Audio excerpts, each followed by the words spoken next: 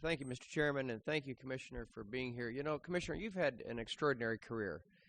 Head of the Soccer Foundation, head of Duke University Board, executive chairman of Freddie Mac, deputy mayor of D.C., deputy director of OMB, ran a large turnaround company, was in charge of Y2K for the entire country, clerked for the chief judge for the D.C. Circuit, worked at Gibson and Dunn, Duke, Yale, Cambridge, just an extraordinary record.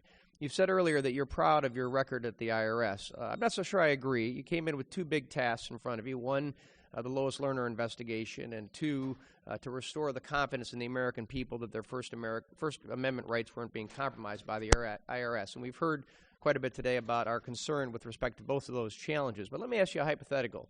When you were the executive chairman of the Freddie Mac board, if the president and CEO of Freddie Mac he lied under oath to Congress or repeatedly misstated important facts or repeatedly was uninformed of decisions being made by surrogate or subordinates regarding the mortgage crisis, what would you have done? If he lied under oath to the Congress, we would have considered appropriate disciplinary action, which might have included termination. If the president of Duke University, when they were doing the investigation into the scandal of the lacrosse team, if he had lied or if he had misstated key facts or if he was otherwise uninformed on what the subordinates were doing with respect to that investigation, what would you have done when you were the chair of the Duke board? Well, if he was performing in good faith, you're talking about did he intentionally either mislead or obstruct issues? Just gross incompetence, let's call it that. Let's not say perjury. Let's just say gross incompetence, unaware of the investigation, unaware of the facts, misstating the facts consistently. What would you have done? At that point, in fact, we'd have a discussion, but that doesn't sound like he intentionally. If he was totally unaware, then you would have a serious question. This is not a situation where the head of the organization was totally aware by any stretch. This is not a hypothetical. Let me ask you a more recent set of facts. So yesterday, Senator Warren was screaming at the CEO of Wells Fargo for what happened there to their customers. And I think it's indefensible what happened there. And she called, I think she screamed it several times. He needs to resign. Do you think the CEO of Wells Fargo should resign?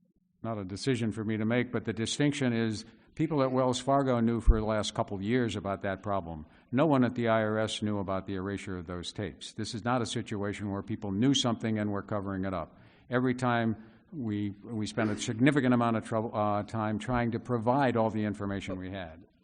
So you think the CEO of Wells Fargo knew about what was happening? That's all I know is what I read in the newspapers, and my understanding is that the question was that people knew 2 or 3 years ago. People or the CEO?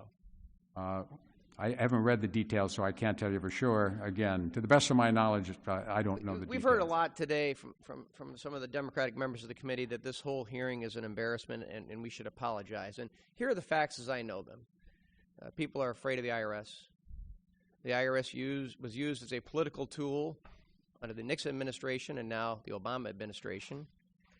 You were brought in to solve this problem, and under your watch, the problem got a lot worse, either because you committed perjury or because you were consistently misinformed regarding critical facts in the investigation, or you were unaware of what your subordinates were doing. Now, we both know, and I spent 30 years in the private sector, we both know in the private sector, the head of the organization with those facts in front of you, they would have been fired or they would have resigned.